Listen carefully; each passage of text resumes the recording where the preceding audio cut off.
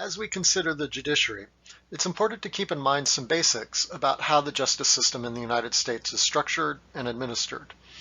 In these few slides, we'll discuss the judiciary in the context of the United States system of federalism and also look at the structure of the federal court system.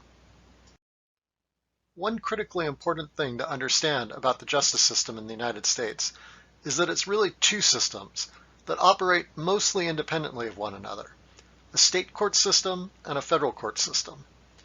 Thinking back to our discussion of federalism and concepts like the Reserve Powers Clause, if we think about the government powers that have traditionally resided with the states, it shouldn't be too surprising that most legal cases in the United States are state court cases. The police power is something we've discussed as a historic power of the states. That basically means that states, especially through their appointed local government agencies, enforce most of the criminal laws in the United States. There are federal criminal laws, but they are much smaller in number compared to crimes that are defined by state governments. Additionally, most contract and civil law in this country is enforced by states, not the federal government. So when there's a dispute over a contract or over damages that one private citizen is seeking from another citizen, overwhelmingly these cases are decided by state courts. Overall, the state courts account for about 98% of all legal cases in the United States, leaving only about 2% for the federal courts. The job of the federal courts is to decide federal questions, that is, legal disputes that arise over issues of federal law or provisions of the United States Constitution. While these cases may be relatively small in number compared to state cases, they can be hugely important because they can set guidelines or limits on the administration of law throughout the country. So recall the importance of the 14th Amendment for guaranteeing citizens in all states equal protection of the law and protections against state government intrusions on civil liberties. These are the types of cases that federal courts can decide. So the long and the short of it is that federal courts are relatively small in size in terms of the number of cases that they hear, but those cases have important ramifications for the whole country. Within the federal court system, there are three tiers or layers. The lowest tier is made up of the district courts. The middle tier consists of the circuit courts of appeal, and the Supreme Court sits atop the highest tier. Each of these layers plays an important role in the federal judicial system. We're going to take a look at the district courts and the circuit courts of appeal in more detail in the coming slides, and then we'll consider the Supreme Court in another video file. Federal district courts are critically important because they're the courts of original jurisdiction for nearly all federal cases. In other words, district courts are the trial courts for federal cases. They hear cases first and make factual findings based on the evidence presented at trial. This is the only tier of the federal court system that has juries, the people who evaluate evidence, decide what witness testimony is credible and which is not, evaluate the claims of expert witnesses, and then reach a verdict. District courts hear cases involving federal crimes, so things like drug laws, organized crime, hate crimes, corruption, and identification theft. These courts also hear federal civil suits, things like bankruptcy, copyright infringement, and product liability. There are 95 federal district courts in total, with at least one in each state, as well as the District of Columbia.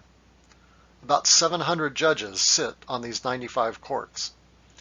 Nearly 1 million cases per year are filed in these courts. Fortunately for the 700 judges, most of these cases are settled or dismissed before going to trial, although the workload of the district courts is still immense. One point about district courts that I think is important to bear in mind is that most of the decisions made by these courts stand.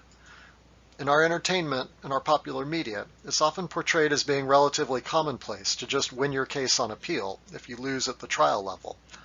This is far from the truth. Only about 1 out of 6 trial court decisions are appealed. And of those that are appealed, only about 1 in 3 results in a reversal of the district court's decision. So these courts are critically important because they are where most of the cases involving federal law are decided, and for the most part, they represent the end of the line for federal cases.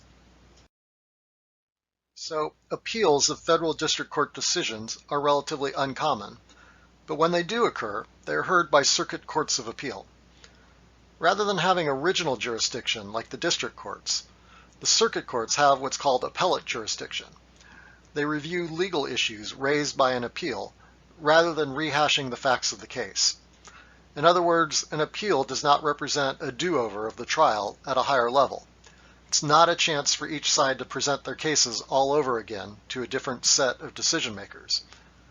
At the appellate level, there is no trial and no witness testimony. Instead, appellate courts concern themselves with potential errors in procedure or application of legal standards that might have occurred at the trial at the district court level. So circuit courts of appeal resolve questions like, were the district court judge's rulings during the trial in line with the law, and were legal precedents followed properly? Was any evidence presented that should not have been allowed, for instance, in violation of the exclusionary rule that we learned about when discussing the Fourth Amendment?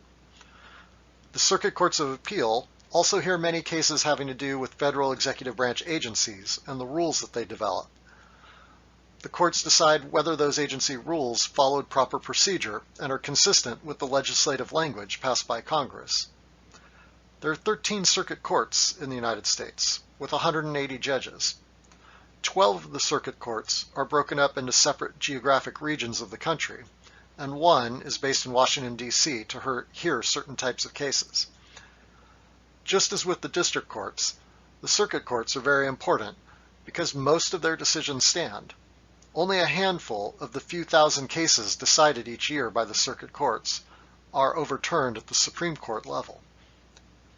So that leaves us with one more court to consider, the Supreme Court, which will be the topic of the next lecture file.